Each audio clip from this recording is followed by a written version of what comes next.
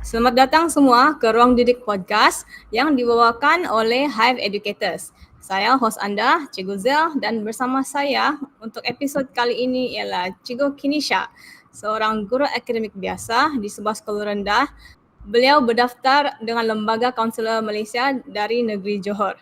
Kali ini kami akan mengupas tentang perbezaan individu. Okey, Cikgu Kinisha, soalan yang pertama, bagaimana Cikgu memahami konsep perbezaan individu dalam konteks pendidikan dan mengapa ia penting untuk difahami oleh guru-guru? Okey, sebelum itu saya mengucapkan selamat malam dan salam sejahtera kepada seluruh warga pendidik daripada KPM dan non-KPM. Selamat sejahtera daripada saya dan selamat sejahtera kepada moderator pada malam ini.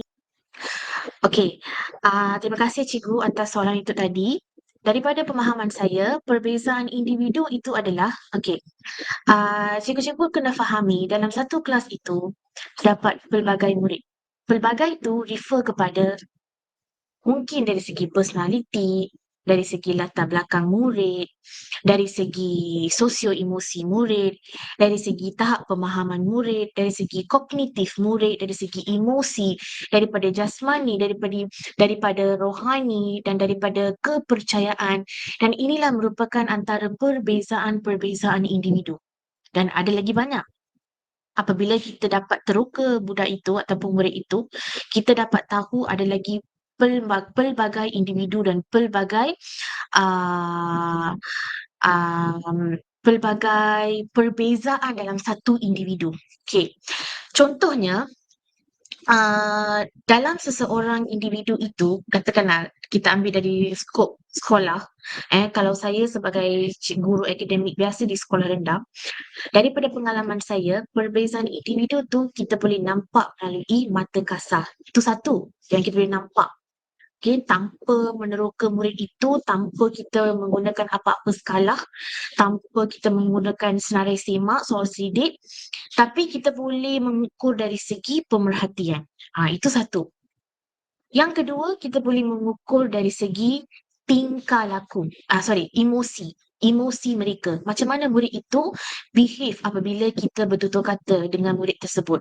Melalui menangis. Itulah antara cara-cara mereka mengeluarkan emosi mereka. Melalui menangis, melalui ketuk meja, melalui ketuk pintu, melalui hentak kaki, melalui tolak kawan. Inilah antara tindak tanduk yang kita boleh nampak. Kita boleh nampak. Dan dari segi tingkah laku pun, yang seperti yang saya kata tadi, dari segi tingkah laku seperti yang mereka, macam mana mereka, cara mereka behave, cara mereka bertutur kata, cara mereka bersosial bersama kawan, cara mereka approach guru-guru, mengucapkan salam. Inilah antara yang kita boleh nampak dari segi tingkah laku. Jadi yang main asasnya adalah perbezaan murid itu kita boleh nampak dari segi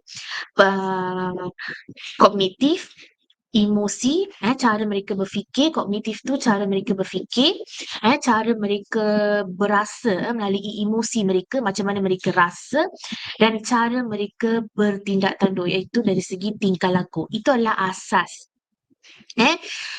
Ada lagi satu, dari segi personality. Apabila saya kata perbezaan murid itu dari segi personality, yang pertama, introvert. Personality yang basic yang kita boleh sebut adalah introvert. Kedua, extrovert. Ketiga, ambivert. Macam mana yang individu pun, macam mana manusia pun, manusia tu dikategorikan dalam 3 kategori ini, iaitu manusia yang introvert, manusia yang extrovert, manusia yang ambivert. Introvert ni, kita boleh nampak murid itu apabila dalam kelas, dalam sebuah bilik darjah tu, murid itu sentiasa bersendirian, sentiasa berseorangan, tidak suka berkawan. Dia suka senyap saja. Apabila cikgu soal pun, dia tak nak jawab. Bukan tak tahu jawapan, mungkin ada yang tak tahu jawapan, tapi ada kemungkinan ada yang tahu jawapan tapi tak nak bagi tahu. Itu ada sebabnya kenapa mereka tak nak bagi tahu. Tak suka cikgu ke, tak suka environment kelas ke, tak suka meja yang dia duduk ke, ini antara kemungkinan. Eh, pada kita ia merupakan satu macam humor lah. Tapi untuk bagi murid tu itu merupakan perkara yang sangat serius. Yang dia sahaja hanya tahu. Itu beza dari segi personality introvert. Introvert tu maksudnya murid-murid yang tidak suka bersosial. Mudah katanya murid-murid yang tidak suka mingle dengan masyarakat di luar sana. Yang kedua, kategori yang kedua, beza individu dari segi personality extrovert. Extrovert ni kategori yang suka bersosial. Mereka sentiasa ada satu geng di tepi mereka. Ada kawan-kawan, mereka suka bergaul mesra, mereka suka pergi keluar, mereka suka apa katanya suka merayap bersama kawan, sangat suka dengan kerja kumpulan. Kalau datang je kerja kumpulan, sampainya masa kerja kumpulan, mereka lah yang first class macam tu. Suka pada kerja kumpulan. Extrovert itu maksudnya extrovert. Mereka sangat bersosial. Sangat suka bercakap, sangat suka explore, sangat suka expose dia ideologi, dia feelings among friends, among masyarakat di luar sana. Yang ketiga tu, personality yang ketiga tu ambivert. Ambivert ni pertengahan. Kemungkinan budak tu ada personality introvert ataupun kemungkinan budak tu ada personality extrovert. Dua-dua ni ada dalam kuantiti yang sama. Itu maksudnya ambivert. Kadang-kadang ambivert ni maksudnya introvert terpilih, selective introvert sambil-sambil selective extrovert. Itu maksudnya ambivert. Itu mengikut keadaan, mengikut situasi. Murid tu akan tengok macam mana, okey dalam situasi ni saya kena introvert ke, saya nak layan orang ni ke ataupun tak nak layan. Dia akan fikir, baru dia akan bertindak. Itu maksudnya ambivert. Dia fikir dulu, saya nak bertindak ke ataupun tak nak. Saya suka ke ataupun tak nak. Dia akan fikir. Itu maksudnya ambivert. Pertengahan. Kemungkinan introvert, kemungkinan extrovert. Dengan faktor persekitaran. Dia akan tengok faktor persekitaran. Dalam situasi ini saya nak jadikan diri saya macam mana. Macam tu. Jadi ini kategori yang kedua. Yang kategori pertama kita tengok tadi, individu yang basic yang kita boleh beza dari segi kognitif, pemikiran, dari segi perasaan, ketiga dari segi tingkah laku. Yang jenis yang kedua tu dari segi introvert, personality. Dari segi personality introvert, yang kedua extrovert, yang ketiga ambivert. Okey. Jenis yang ketiga, perbezaan individu tu kita boleh nampak dari segi keluarga mereka. Faktor keluarga. Faktor keluarga ni sangat penting untuk setiap manusia lah. Bila kita lahir sebagai manusia kan, kita kena ada satu keluarga, sebuah keluarga yang aman dan sejahtera, yang kita penuhi dengan kasih sayang, nilai kekasihan, support, yang kita melengkapi dengan keperluan-keperluan asas. Apabila budak itu ataupun murid itu, seseorang murid itu tidak memenuhi keperluan asas, mereka lah akan jadi masalah dalam bilik darjah. Itu yang cikgu-cikgu akan hadapi, cabaran lah. Cabaran dalam melaksanakan proses PDPC dalam bilik darjah. Cikgu-cikgu sukar untuk handle murid-murid yang datang daripada keluarga yang kekurangan, yang kurang berada, yang kurang dapat, tidak dapat memenuhi keperluan asas anak-anak mereka. Apabila murid-murid itu kurang keperluan asas, mereka akan jadi tidak dapat nak. Itu yang antara faktor-faktor ataupun kita boleh kata punca-punca yang mereka akan jadi introvert tadi. Sebab mereka kekurangan kasih sayang. Mereka tidak tahu nak macam mana nak ekspresi feelings mereka kepada orang luar tu. Sebenarnya mereka ada pelbagai emosi, perasaan yang mereka tidak tahu express kepada rakan sekeliling mereka. Itu masalahnya.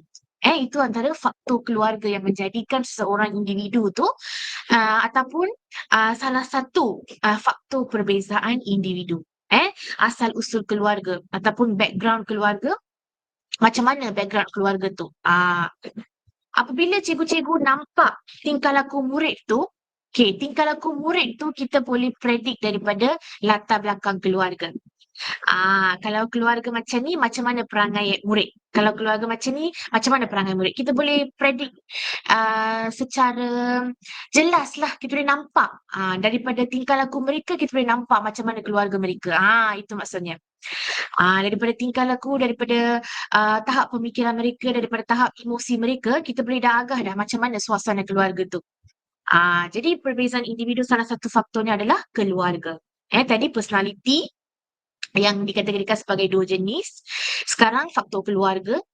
Lagi perbezaan individu kita boleh nampak dari segi tahap penguasaan. Tahap penguasaan. Macam mana tahap penguasaan? Kalau katakanlah dalam sebuah bilik darjah tu ada 27, contohlah kan, seramai 27 orang murid. Bukan semua yang 27 pun dah menguasai tahap 5 kan, contoh dalam PPD. Tak. Ada yang tahap 1, ada yang tahap 2, ada yang tahap 3, ada yang tahap 4, ada yang tahap 5, ada yang tahap 6. Kita boleh macam mana? Kita boleh dah ukur dari segi bukan peperiksaan, dari segi penilaian-penilaian kita beri seperti ujian formatif, ujian sumatif, yang kita laksanakan aktiviti dalam kelas, aktiviti kumpulan. Kita boleh ukur dari segi kognitif, dari segi jasmani, dari segi rohani dan sebagainya. Mesti beza. Bukan semua orang yang boleh dapat TP6. Kenapa tidak boleh mendapat TP6 sedangkan cikgu mengajar benda yang sama? Kan? Ini soalan yang sentiasa muncul dalam pemikiran sebagai seorang guru. Saya ajar benda yang sama tapi kenapalah anak murid saya tidak dapat menguasai TP6? Kenapalah dia tak faham? Kenapalah dia tak menguasai? Kenapalah dia tak buat kerja rumah? Tapi kita kena fikir, sebab tu sebagai seorang guru kita perlu ada sifat empati, rasa empati. Kita perlu fikir from our students' shoe. Itu yang sangat penting. Kita boleh judgemental. Sebagai seorang guru kita tak boleh judgemental. Kita kena memahami. Itulah sangat pentingnya sebagai seorang guru kena memahami perbezaan individu terlebih dahulu sebelum melangkah kepada proses PDPC. Sebenarnya kita boleh aplikasi ilmu perbezaan individu ni dalam lesson plan kita. Dalam set induksi, dalam langkah pertama, langkah kedua, macam mana kita nak rancang. Itu cabarannya. Macam mana kita nak rancang aktiviti. Bukan berdasarkan tahap tapi berdasarkan perbezaan individu. Itulah sebenarnya kreativiti sebagai seorang guru. Sebab tu ilmu perbezaan pemahaman berkaitan perbezaan individu tu sangat penting kepada sebagai seorang guru. Ya, memang sebenarnya ada banyak ya yang cikgu sebutkan tadi, macam ada pelbagai aspek. Perbezaan ni bermaksud ialah lain-lain aspek, lain-lain domain yang kita tengok. Iaitu macam apa yang cikgu kata tadi, macam kognitif, emosi, tingkah laku, personality, lepas tu latar belakang. Jadi mungkin ini kadang-kadang guru tidak lihat benda ni, tapi kita sebagai guru selalunya apa yang saya nampak ialah guru-guru seringkali fokus kepada tahap penguasaan sahaja, macam apa yang kita tengok dari segi apa yang mereka telah capai dalam dalam subjek tertentu. Tapi I think apa yang cikgu katakan tadi itu sangat penting lah, sebab kebanyakan guru seringkali buat macam tu, dan I think apa yang cikgu katakan tadi, kita kena tengok juga macam dari segi emosi mereka, tingkah laku, lepas tu personality. Macam satulah, kalau personality, kalau introvert selalunya macam guru-guru macam selalu mungkin ada yang kata budak ni tidak mau participate dalam satu activity, tapi sebenarnya itu just dia punya personality. Tapi kadang-kadang guru-guru, guru ni manusia juga, ada yang judgemental. Macam cikgu kata Betul. tadi, kita tidak boleh judgemental lah, kita kena faham ni semua domain yang ada ni, so dengan perbezaan yang ada ni, tentunya ada banyak cabaran. Jadi pada pendapat cikgu, apakah cabaran utama yang para guru sentiasa hadapi dalam menyampaikan pendidikan yang berkesan kepada pelajar yang mempunyai kepada kelas yang mempunyai kepelbagaian individu di dalam bilik darjah? Ya. Okey. Apakah cabaran itu adalah? Okey, kalau kita kata cabaran mesti ada banyak. Okey. Sebelum saya pergi kepada cabaran, saya nak bagi tahu sedikit penjelasan tentang murid-murid daripada special case. Apabila saya kata special case tu, itulah yang paling mencabar bagi seseorang guru. Dalam kelas aliran perdana, mesti cikgu yang berijazah dalam bidang aliran perdana. Mungkin cikgu bahasa Melayu, aliran perdana, cikgu bahasa Inggeris, aliran perdana, cikgu matematik, aliran perdana dan banyak lagi.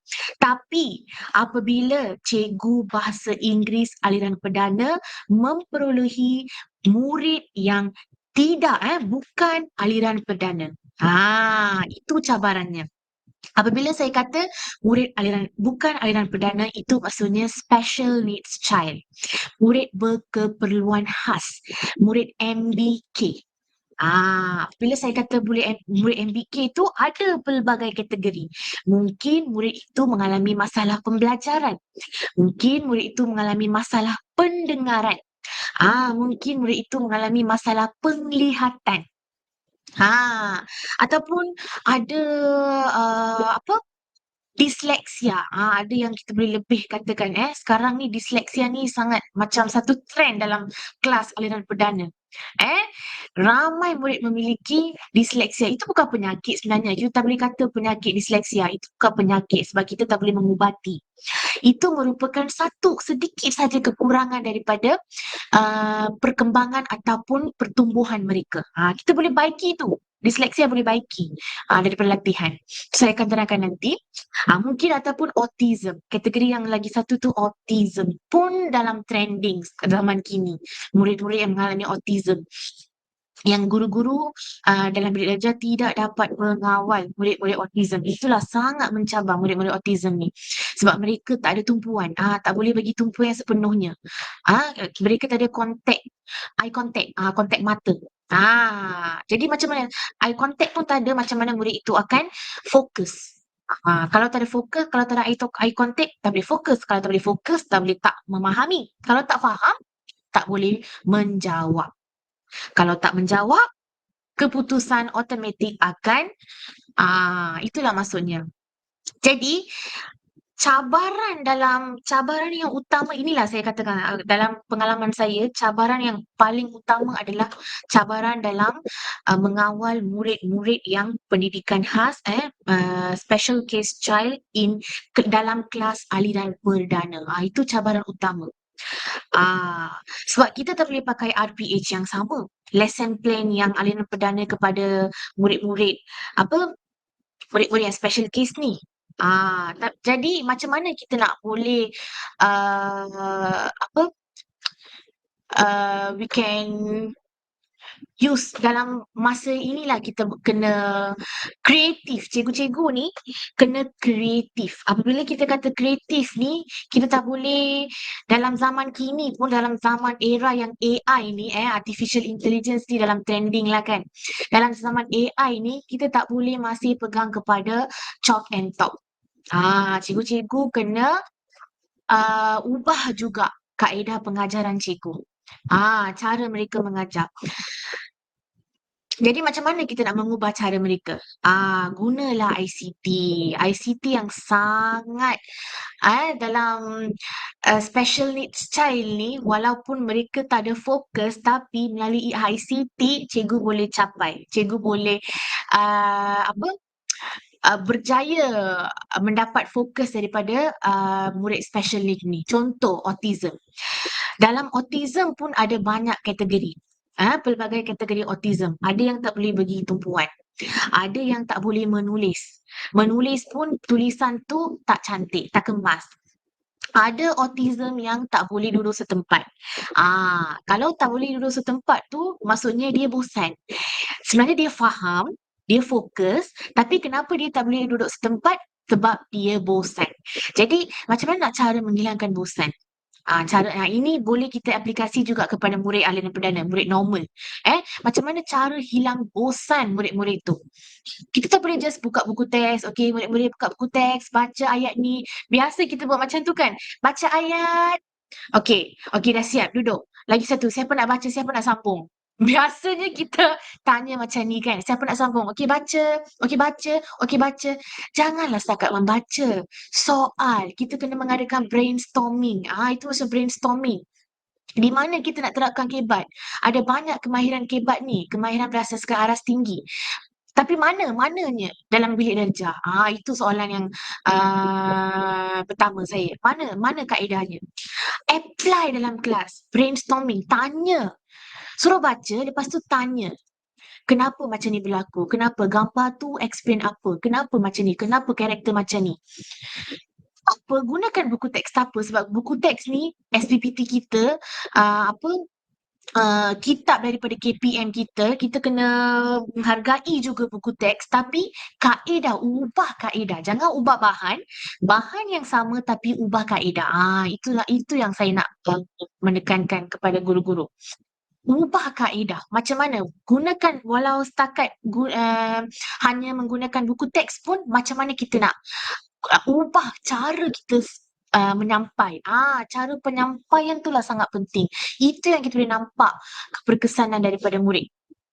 Cara penyampaian, kita punya cara penyampaian. Jadi macam mana? Melalui ICT. ICT ni paling utama.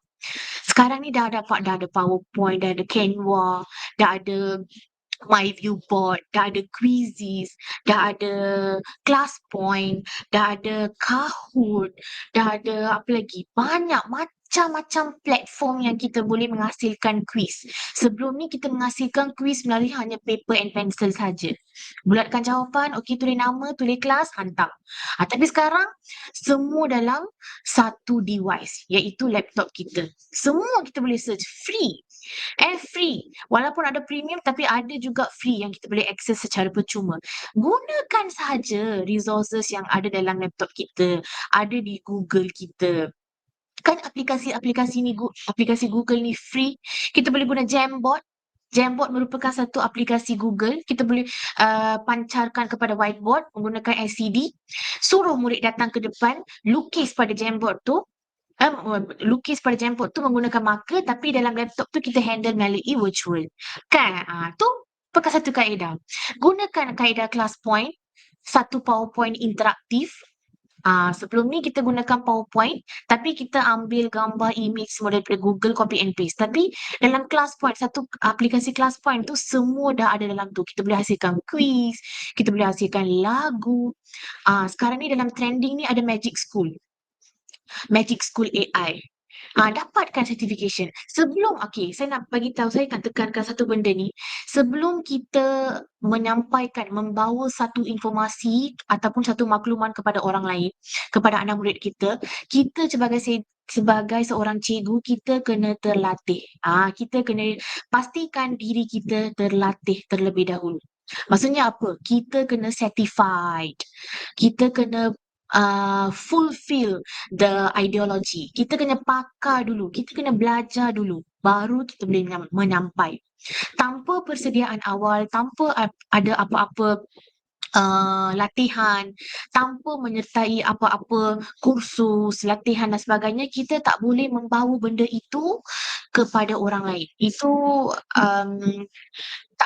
bukan satu proses yang baik lah. Kita kena pakar dulu dalam bidang tersebut. Dalam contohnya kuisis.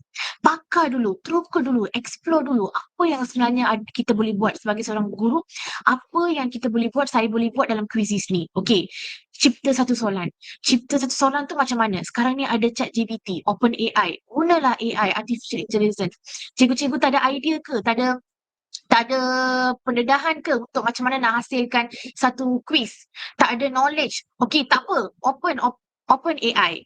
Open ChatGPT. Dia akan bagi jawapan. Okey, ubah. Kan mudah dalam zaman IR 5.0. 4.0 dah tamat dah. Sekarang dah 5.0. Jadi gunakanlah idea-idea yang kita dapat daripada AI. Daripada internet, daripada Google. Cabaran mesti ada cabaran. Tapi macam mana kita nak mendepani cabaran itu. How we as a teacher will face the challenge. Jadi cuba dapatkan banyak certification, pergi banyak latihan, pergi banyak kursus, sentiasa itulah maksudnya CPD, continuous professional development. Kita sentiasa, bukan setakat hanya ijazah kan, kita sambil-sambil kita buat rutin kita, kita laksanakan apa PDP kita, sambil-sambil kita ambil, kita get certified.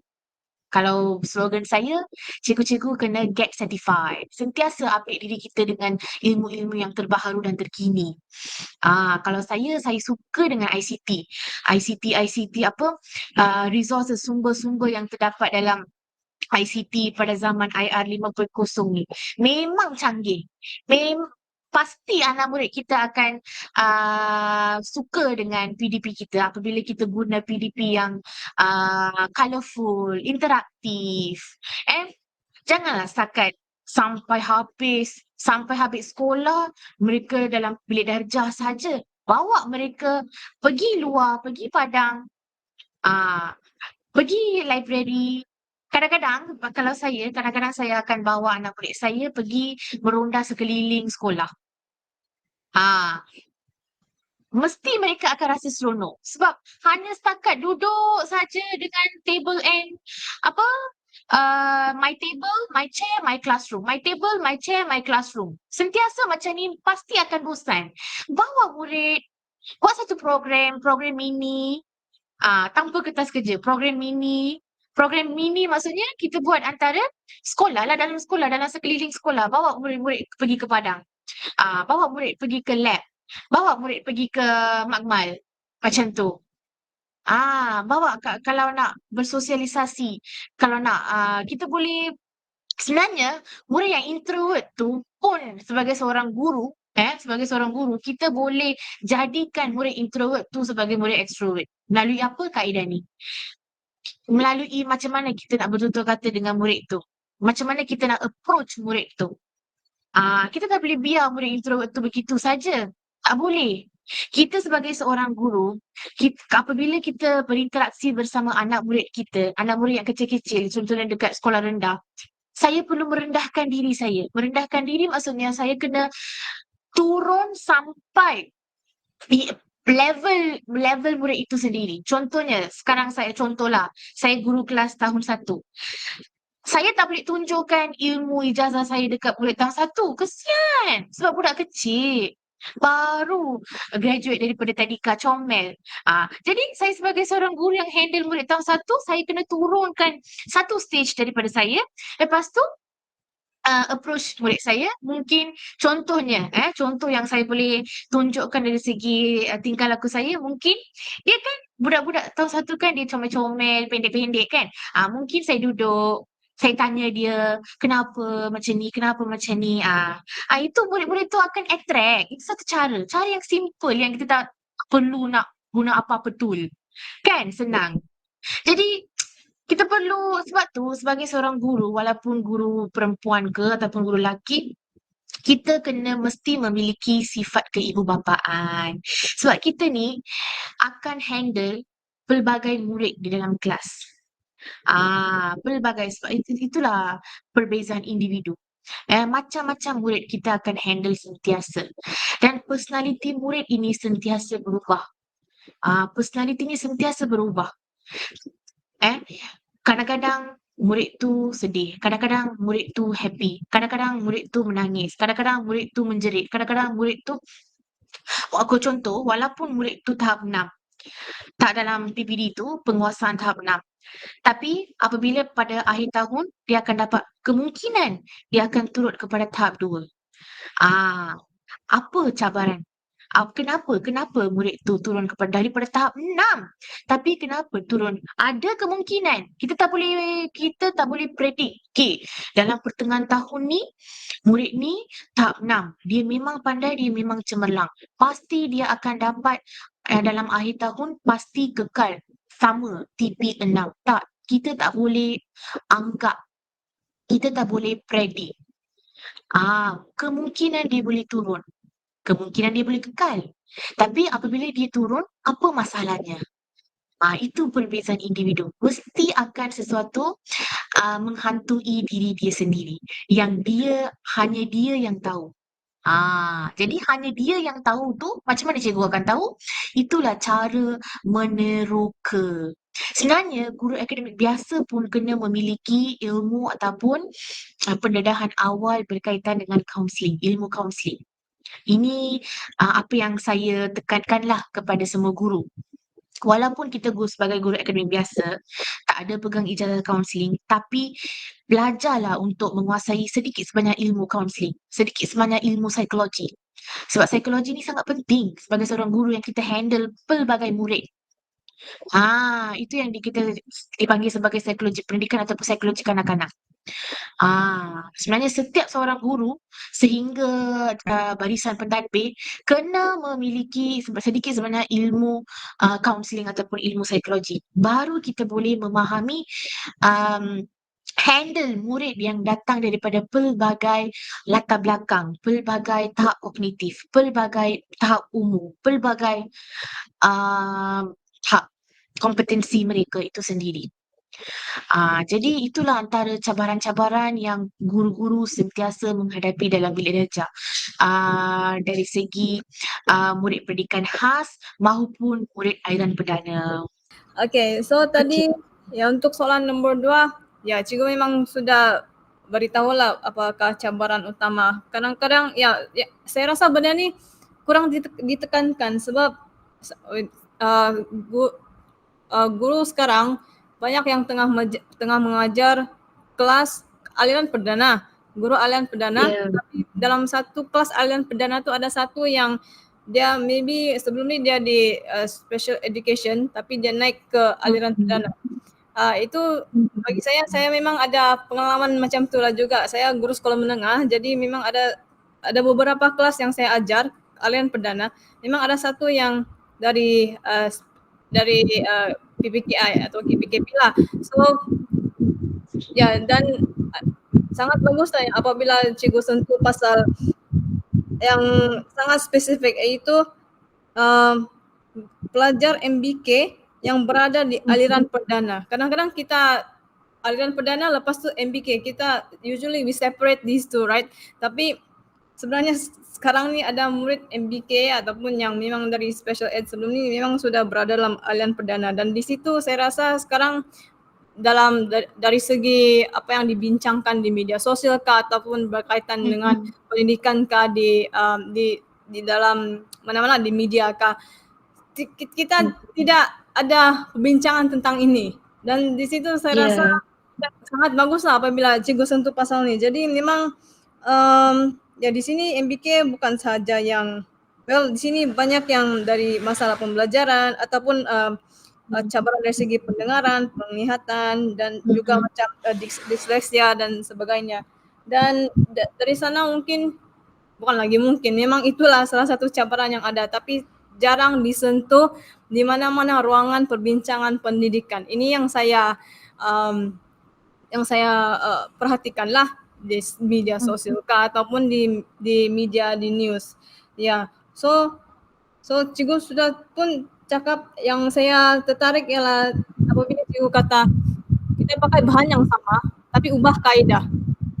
Macam yalah textbook semua sama kan, ataupun apa-apa material yang kita dapat lah, tapi kita kena ubah kaedah. Lepas tu yang cikgu cakap lagi iaitu pasal kita kena sentiasa certify yourself, macam tu kan. So sekarang ni mungkin dulu susah sebab internet belum ada, you terpaksa dipanggil oleh PPDK, JPN barulah boleh ikut latihan macam tu, right? Latihan dalam perkhidmatan.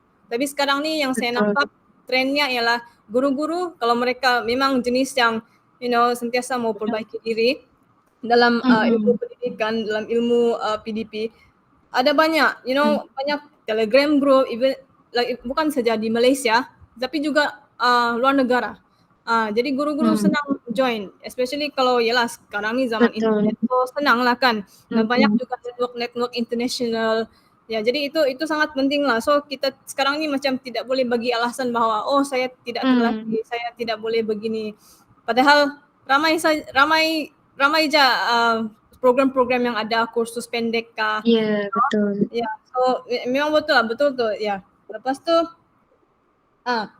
yang last lagi yang saya sangat suka itu ilmu counseling untuk guru akademik biasa. Ini juga salah satu personally for me yang saya nampak ini masa dahulu lah mungkin, dahulu as in like few years back, bahawa guru biasa ni mereka ingat hal ni patut guru counseling sahaja yang handle. Isu-isu macam ni. Dan pada saya rasa tidak patutlah guru counseling sahaja sebab pendidikan ni it takes a village to raise a child. Ikut that kind of expression lah. So it's like biarpun kita tidak ambil bidang pendidikan masa undergrad, tapi kita kena expose ourselves to this kind of knowledge lah supaya nanti kita senang lah apabila kita mengajar pelajar-pelajar yang mungkin ada masa pembelajaran, so we understand instead of judging them, right? Macam apa yang Cikgu katakan tadi. Ya, jadi itu sangat poin-poin tadi itu ya sangat menarik lah. Dan Cikgu juga telah bagi tahu beberapa macam strategi ataupun pendekatan khusus lah. Jadi ini adalah sebenarnya soalan ketiga, tapi mungkin biarpun Cikgu sudah katakan beberapa strategi ataupun cara untuk menangani perbezaan individu ini, tapi mungkin Cikgu mau kongsikan pengalaman sendiri ataupun memberikan lagi contoh yang berkesan. Boleh. Terima kasih atas permintaan pengalaman daripada saya. Okey, sebenarnya saya nak bagi tahu di sini, saya sebenarnya baru dipostingkan dan dah 6 bulan dalam perkhidmatan. Tapi kenapa saya ada banyak pengalaman ni? Sebab saya ni orang yang suka meneroka. Suka meneroka ni dari segi pemerhatian. Saya ni merupakan orang visual dengan auditory. Saya suka observe, saya suka listen. Dengan pemerhatian dalam masa praktikum dengan internship, saya telah pun belajar macam-macam perangai daripada anak murid saya, daripada tingkah laku. Macam mana? Saya sentiasa berfikir, kenapa saya ni orang yang penuh dengan curiosity. Saya sentiasa berfikir-fikir, kenapa murid ni bertingkah laku macam ni? Kenapa murid ni cakap dengan saya hari ni macam ni? Kenapa murid ni macam ni? Kenapa? Saya suka tanya soalan kenapa. Itu yang saya nak tekankan. Ini merupakan salah satu teknik. Cikgu-cikgu ni sentiasa tanya pada diri sendiri, kenapa? Kenapa berlaku begini? Kenapa berlaku begini? Kenapa berlaku begini? Daripada tanya kenapa tu, kita pasti akan dapat satu jawapan daripada situ.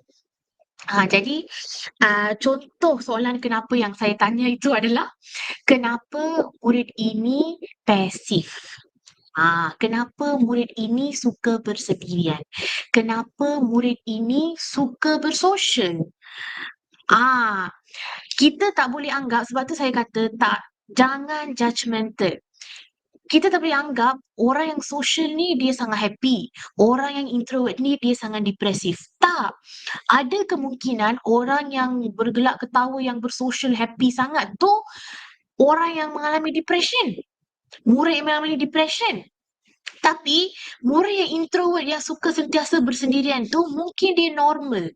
Mungkin dia dalam normal stage, tak ada apa-apa depression, tak ada apa-apa stres, tapi sifat dia suka bersendiri. Dia sendiri belajar, dia sendiri fikir, dia merupakan orang yang berdikari lah, senang kata, berdikari. Sepatutnya dia ke arah positif, tapi orang yang bersosial ni dia ke arah negatif dengan penuh dengan depression pun ada. Itu satu pengalaman yang saya hadapi lah. Salah satu murid yang saya sebagai seorang kaunselor saya tak boleh apa expose their name, tapi murid tu sentiasa bersosial, sentiasa happy, sentiasa dia yang ada banyak kawan, ramai kawan, tapi apabila saya panggil untuk sesi kaunseling, dia volunteer sebenarnya, klien sukarelawan. Ah, dalam kaunseling ni ada 3 jenis klien. Klien yang saya jumpa, klien yang datang secara sukarela, klien yang dijemput dan juga klien yang dirujuk. Dirujuk tu maksudnya guru-guru akan recommend, "Cikgu boleh tolong cikgu ambil pelajar ni untuk sesi kaunseling," macam tu. Ini kategori yang saya jumpa ni klien yang sukarela. Klien yang sukarela biasanya klien yang sukarela ni klien yang introvert. Dia tak suka bersosial tapi dia nak bagi tahu, dia nak luahkan sesuatu yang terpendam dalam diri kita pada saya. Tapi hari tu saya terima masa internship saya terima pelajar yang sentiasa bersosial. Dia yang sentiasa memberi salam kepada saya, dia yang sentiasa happening tapi dia nak rujuk saya. Itu yang soalan pertama yang saya ajukan pada dia. Saya nampak, itu pada pertama kali tu saya belum cukup pengalaman kan. Saya terus tanya pada dia, "Kenapa you rujuk saya sedangkan you happy-happy sangat?" Itu kita sebenarnya kita tak boleh soal macam tu. Kita tak boleh soal kenapa kepada klien ataupun anak murid kita. Tadi saya kata kita kena banyak soal kenapa tu pada diri sendiri kita untuk kita fikir. Tapi kita tak boleh ajukan kenapa awak buat begini kepada orang lain. Tak, itu suatu yang pantanglah kepada murid yang dengar. Apabila kita tanya soalan kenapa, pasti mereka orang ketiga tu tak boleh jawab. Betul tak? Tanya soalan kenapa tu kita akan panik, kita akan tak boleh jawab kenapa, kenapa ayu saya pun tak tahu. Biasanya kita jawab tak tahu. Kalau klien saya dah jawab tak tahu, habis sesi kaunseling tu. Jadi elakkan tanya kenapa kepada murid. Tapi tanpa pertanyaan persoalan kenapa, macam mana kita nak teroka? Itu cabaran. Jadi saya teroka melalui terapi. Salah satu terapi yang saya suka pakai daripada pensyarah profesor, beliau yang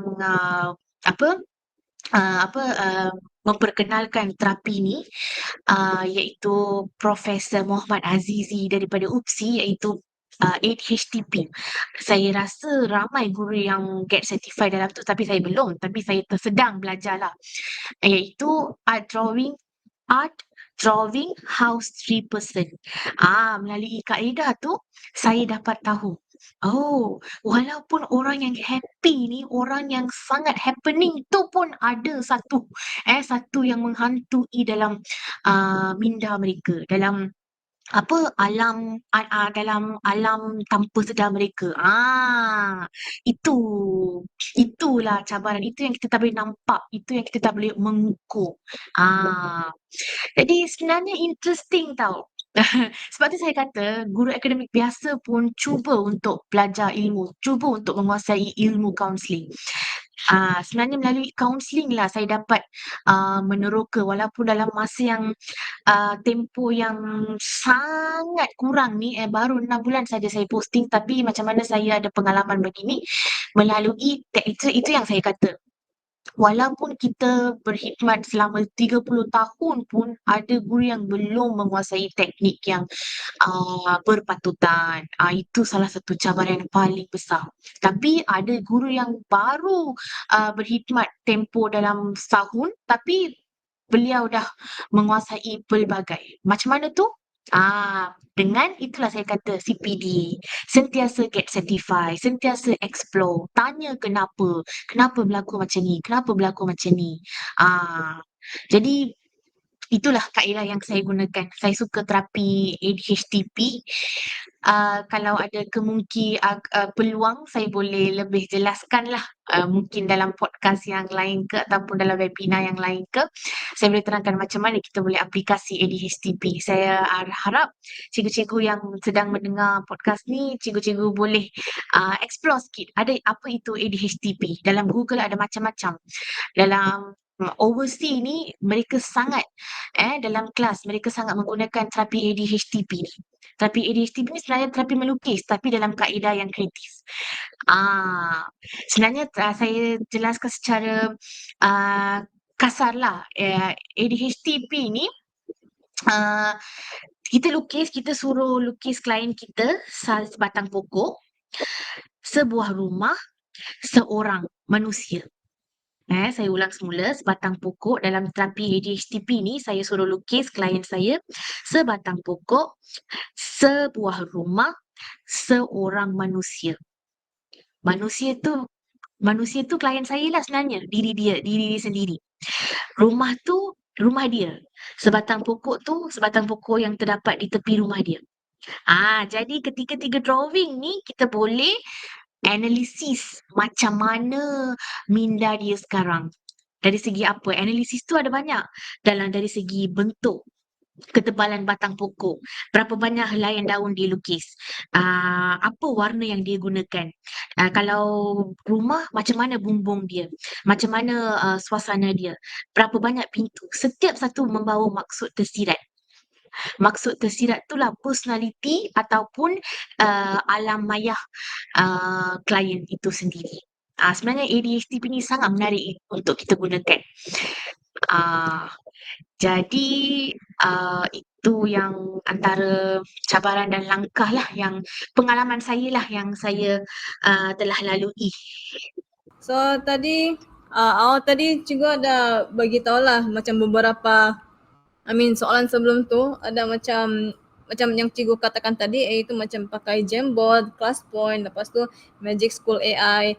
Lepas tu sebentar tadi cikgu pun sudah beritahu sedikit tentang ADHTP, which is kind of new to me lah. So mungkin biarpun sudah menggunakan, mungkin yalah pelajar ni berbeza dan biarpun apa kaedah yang kita pakai ataupun apa-apa saja strategi yang kita pakai, kadang-kadang mereka masih lagi mengalami kekeliruan atau kesukaran dalam pembelajaran. Jadi soalan yang seterusnya ada kaitan dengan inilah. Bagaimana para guru boleh memastikan bahawa pelajar-pelajar yang mungkin mengalami kekeliruan atau kesukaran dalam pembelajaran dapat terus mengekalkan fokus dan minat mereka dalam proses pembelajaran. Ya. Okey, macam mana kita boleh mengelakkan kekeliruan Kekeliruan tu confusion lah kan. Okey, confusion tu datang daripada faktor pertama itu adalah mereka tu mungkin tak suka subjek itu. Tak suka subjek ataupun tak suka suasana kelas ataupun mereka tak minat dengan topik yang tertentu pun ada, ataupun mereka kurang faham tentang sesetengah subtopik ke ataupun setengah frasa yang cikgu sampaikan ke, ataupun dari segi bahasa cikgu. Kadang-kadang bahasa pun terpengaruh tau. Terpengaruh mungkin mereka kurang faham apa yang cikgu nak sampaikan ataupun cikgu pula kurang faham apa yang murid itu nak sampaikan. Jadi itulah antara faktor-faktor dia akan muncul dalam bentuk kekeliruan. Jadi sebagai seorang guru, macam mana kita nak elakkan berlakunya situasi ini adalah first kita perlu adapt. Sebagai seorang guru, kita yang sendiri adapt dengan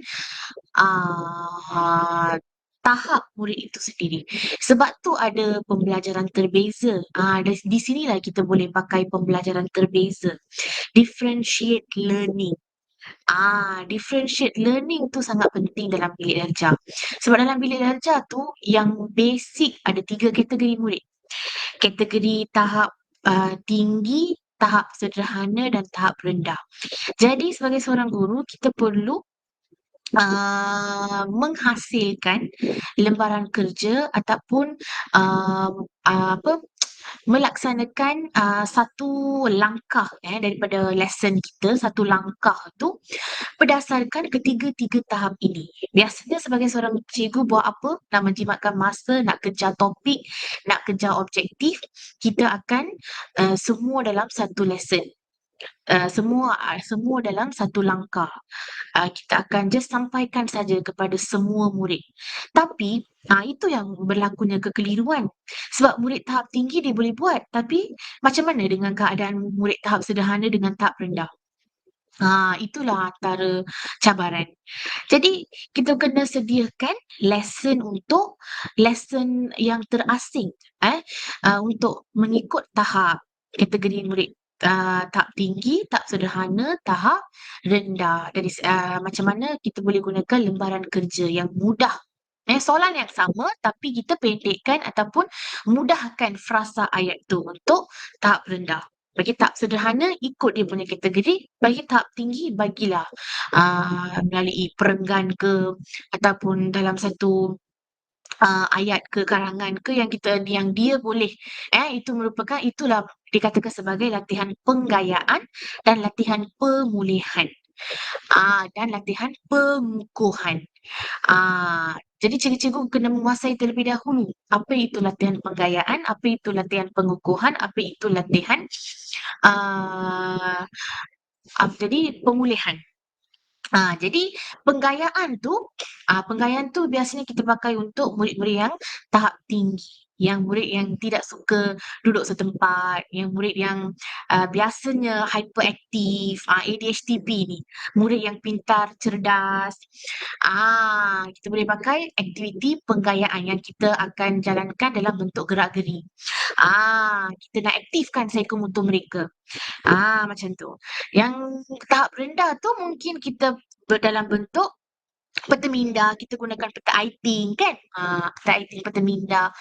Kita gunakan dalam bentuk craft tangan. Dalam bentuk origami. Dalam bentuk interaktif macam tu.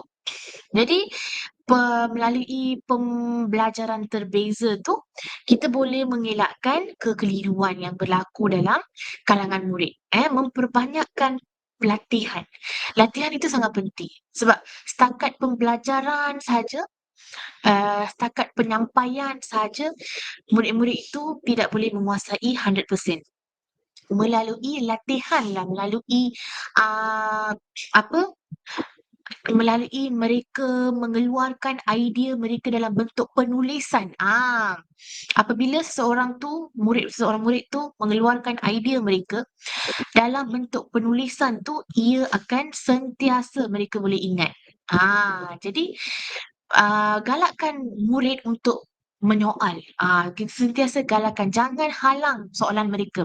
Jawab. Cikgu-cikgu ni sabar menjawab soalan murid. Kadang-kadang saya faham kita pun manusia, kita pun nak kejar objektif, nak kejar time kita semua kan. Tapi sabarlah, cikgu-cikgu kena sabar menjawab soalan murid. Itu pun salah satu punca kenapa murid-murid ni rasa bosan ataupun mengalami kekeliruan dalam proses pembelajaran mereka. Okay, so tadi cikgu telah menerangkan cara-cara lah bagaimana untuk mengatasi kekeliruan dan atau kesukaran dalam pembelajaran para pelajar dan salah satunya ialah pembelajaran terbeza. Dan saya rasa ini memang sepatutnya sudah ramai guru patut tahulah macam mana untuk melaksanakan pembelajaran terbeza ni. Tapi again, I think dalam masa yang sama seperti apa yang cikgu katakan awal-awal tadi, kita kena fokus juga kepada their emotions, tingkah laku mereka, background dan personality. So I think apabila kita melaksanakan pembelajaran terbeza tu, kita kena juga consider faktor-faktor ini jugalah. Betul tidak cikgu? Betul. Ya, okay. Okay, so setakat ni kita banyak fokus kepada peranan guru. Jadi sekarang kita perlu, well like I said earlier, it takes a village to raise a child. Okay. So kita kena fokus juga macam mana komuniti boleh melibatkan dirilah dalam menangani Mhm. isu-isu berkaitan dengan perbezaan individu ni. So which goes to Mhm. the last question, bagaimanakah Mhm. penglibatan ibu bapa dan sokongan daripada pihak sekolah dapat membantu dalam menangani isu-isu berkaitan dengan perbezaan individu di kalangan murid? Adakah terdapat kerjasama yang khusus perlu dilakukan? Mungkin perkara yang boleh dilakukan oleh PIBG ataupun apa-apa Mhm. persatuan komuniti kah? Okey, cuba terangkan. Okey, sebelum tu saya nak kategorikan komuniti ni sebenarnya apabila kita kata komuniti, ia termasuk ibu bapa. First ia termasuk ibu bapa, parents. Yang kedua, pihak sekolah iaitu warga guru. Yang ketiga, ah, KPM, ataupun KPM, yes, KPM, JPN, PPD, JPN, kemudian masyarakat luar. Jadi, first ibu bapa. Macam mana ibu bapa nak memahami um, anak-anak mereka itu sendiri? Parenting skill tu sangat penting. Saya nak tekankan sedikit sebenarnya tentang parenting skill.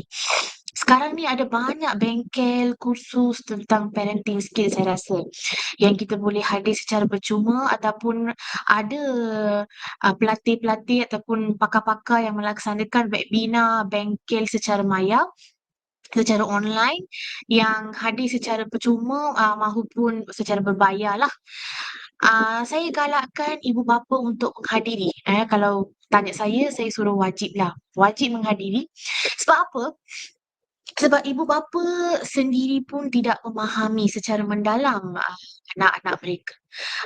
Macam mana anak-anak mereka, kenapa anak-anak mereka bertindak begini, apa tahap pemikiran anak saya sekarang ni, sekarang in current situation, kenapa dia menangis, kenapa dia murung, kenapa dia sangat beremotif, kenapa dia marah.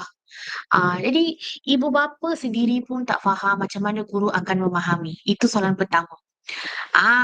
Jadi apabila ibu bapa memberi aduan kepada guru-guru, guru-guru sendiri pun tak ibu bapa sendiri pun tak boleh nak handle anak-anak mereka. Macam mana guru yang tiada pertalian apa antara anak-anak mereka, macam mana guru-guru akan memahami. Jadi sebab anak-anak sangat meluangkan masa, majoriti meluangkan masa di rumah. Jadi daripada rumahlah mereka akan belajar segalanya. Belajar segalanya maksudnya dari segi pertuturan mereka, macam mana mereka bertutur daripada ibu bapa, macam mana bahasa mereka daripada ibu bapa, macam mana perangai mereka daripada ibu bapa, macam mana following mereka, kepercayaan mereka daripada ibu bapa. Yang inilah dikatakan oleh Albert Bandura, salah seorang ahli psikologi yang memperkenalkan teori pembelajaran sosial. Anak-anak ni belajar daripada ekologi mereka, environment mereka, persekitaran mereka. Itu yang dikatakan oleh Albert Bandura. Itu yang dijelaskan dalam pembelajaran sosial. Anak-anak ni, child learn from the environment, learn from the surrounding.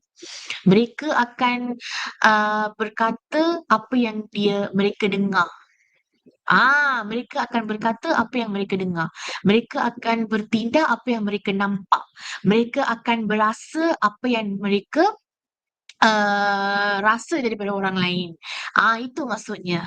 Jadi environment keluarga tu sangat utama, sangat penting. Ibu bapa sendiri kena ada teknik yang canggih. Ibu bapa sendiri kena ada kreativiti untuk membangunkan tahap kognitif anak, tahap emosi anak, tahap tingkah laku anak.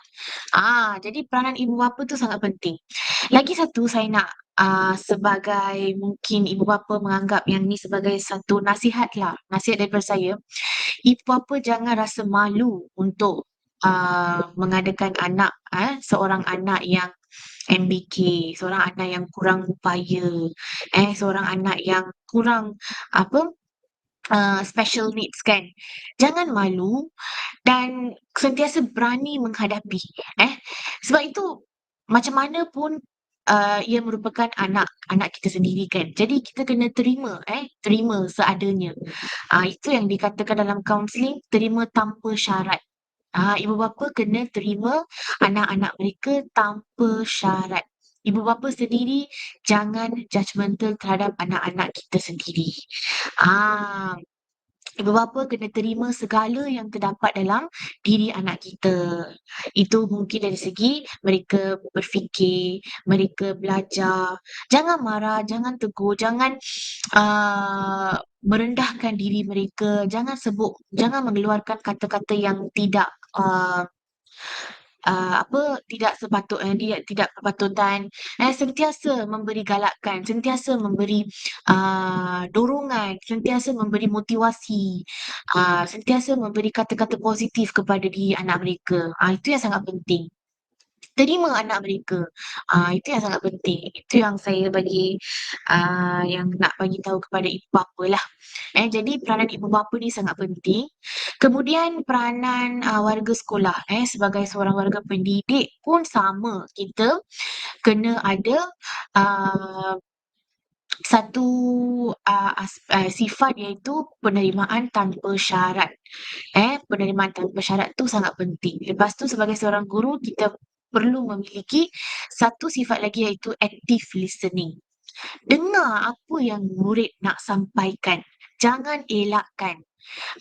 Dengar apa yang dia nak katakan. Jangan potong dia. Dengar saja. Apabila kita dengar, barulah kita boleh faham. Tanpa dengar, kita tak boleh faham. Jadi dengar, active listening tu sangat penting. Apa yang dia nak sampaikan, apa yang dia nak katakan. Tanpa non-judgmental. Kena berempati. Empati tu sangat penting. We have to think from our children's show. Itu sangat penting. Itu peranan pendidik lah dan saya harap saya ada nyatakan banyak lagi tadi apa yang peran pendidik dari segi penyampaian PDP, dari segi penggunaan ICT, pembelajaran, dari segi pemahaman emosi tu. Jadi sebagai seorang warga pendidik kita sentiasa meningkatkan tahap kompetensi kita, sentiasa get certified. Lepas tu pihak PIBG, apa yang boleh dilaksanakan oleh PIBG ni, dari PIBG bagi sesebuah sekolah tu sangat pentinglah, satu sumber yang sangat mahukan untuk sesebuah sekolah. Dan apa yang boleh dilaksanakan oleh pihak PIBG dalam menangani ataupun mendepani perbezaan individu ni, pihak PIBG boleh melaksanakan program untuk murid ataupun ibu bapa. Kalau saya untuk ibu bapa. Sebab untuk murid, cikgu-cikgu sedia ada. Tapi untuk ibu bapa, siapa yang nak laksanakan program? Satu perkara yang baru kan. Jadi saya cadangkan, ini cadangan saya daripada saya. Mungkin pihak sekolah berkolaborasi dengan pihak PIBG ataupun sektor-sektor lain-lain untuk melaksanakan program ataupun sesi latihan kursus kepada ibu bapa. Contohnya parenting skill yang saya katakan pada awal tadi, boleh melaksanakan kursus parenting skill dan kita boleh fikir lagi lah apa yang program kita nak boleh laksanakan untuk ibu bapa untuk meningkatkan kesedaran tentang anak-anak, tentang murid-murid untuk ibu bapa. Sebab ibu bapa yang paling utama yang mereka untuk setiap anak murid kan. Jadi peranan ibu bapa ni sangat penting. Kemudian apa yang boleh dibuatkan oleh pihak KPM, JPN ataupun PPD, mereka boleh laksanakan program-program untuk guru dan juga ibu bapa dan juga untuk murid. Okey, contohnya mereka boleh beri galakkan ataupun boleh, beri cadangan ataupun uh, mengubah, macam mana nak kata, mungkin, melaksanakan satu, kaedah yang terbarulah, mungkin membangunkan kaedah yang terbaru dalam proses PDPC kita. Seperti yang saya kata tadi, bahan yang sama tapi kaedah yang berlainan. Jadi saya harap KPM boleh memberikan, galakan kepada guru-guru untuk, menginovasikan kaedah kita. Dalam sekolah lah untuk membangunkan anak murid kita. Kemudian daripada masyarakat sentiasa masyarakat perlu samalah ada sifat penerimaan tanpa syarat. Jangan merendahkan diri anak-anak murid, sentiasa memberi galakan, sentiasa memberi motivasi kepada anak bangsa kita untuk lagi memajukan dan um, menggalakkan anak-anak kita untuk arah kecemerlangan. Alright. Okay, terima kasih Cikgu Kinisha atas jawapan, atas respon untuk soalan terakhir. Jadi apa yang saya dapati dalam podcast ini, episode untuk kali ini adalah tema keseluruhannya ialah don't be judgmental kepada pelajar yang agak berbeza lah. Dan juga terima kasih sebab telah memberikan beberapa cadangan tentang apa yang boleh dilaksanakan oleh pihak ibu bapa, sekolah, JPN dan juga PPD. Dan juga saya rasa apa yang penting di sini ialah bukan saja pihak sekolah tapi juga untuk seluruh masyarakat lah untuk berfikir, berinovasi tentang bagaimana untuk tackle perbezaan pelajar ini supaya mereka pun rasa included in the society, supaya mereka tidak terasing. So dan juga yalah, apabila kita mau fokus kepada yang itu, kita again don't be judgmental. Betul tidak? Ya, betul Cikgu Ozila. Di sini saya nak kongsikan satu informasi lah Cikgu Ozila. Okay. Yang kita biasa dengar Bill Gates kan. Beliau merupakan seorang yang kaya raya di dunia. Beliau yang CEO kepada Microsoft. Tapi ada satu yang kita bincang pada hari ini terdapat dalam diri beliau. Beliau merupakan salah seorang yang memiliki disleksia sebenarnya. Tapi saya rasa mungkin ramai yang tidak tahu perkara ini. Tapi hari ini kita dengar nama beliau dalam CEO sebagai seorang CEO Microsoft.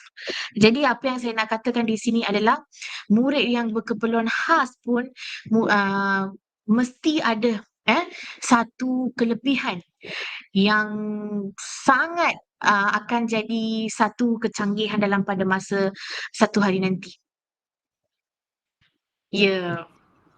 Oh ya, terima kasih atas berkenaan dengan Bill Gates lah, sebab kalau kita berikan contoh seperti Bill Gates, maka mungkin di luar sana rasa orang-orang disleksia ni mereka sebenarnya boleh berjaya dengan adanya sokongan-sokongan di sekeliling, support system lah. Betul. Okay, so di sini sahaja episod kita pada hari ini. Sekali lagi saya ingin mengucapkan terima kasih kepada Cikgu Kinisha kerana sudi untuk berkongsi pandangan dan juga pengalaman dan juga pengetahuan berkenaan dengan perbezaan individu. Ya, terima kasih banyak-banyak Cikgu Kinisha. Terima kasih Cikgu Ozila Christine atas peluang. Ya, okay, dengan itu berakhirlah episod kita untuk kali ini. Okay, until next time, goodbye. Bye-bye.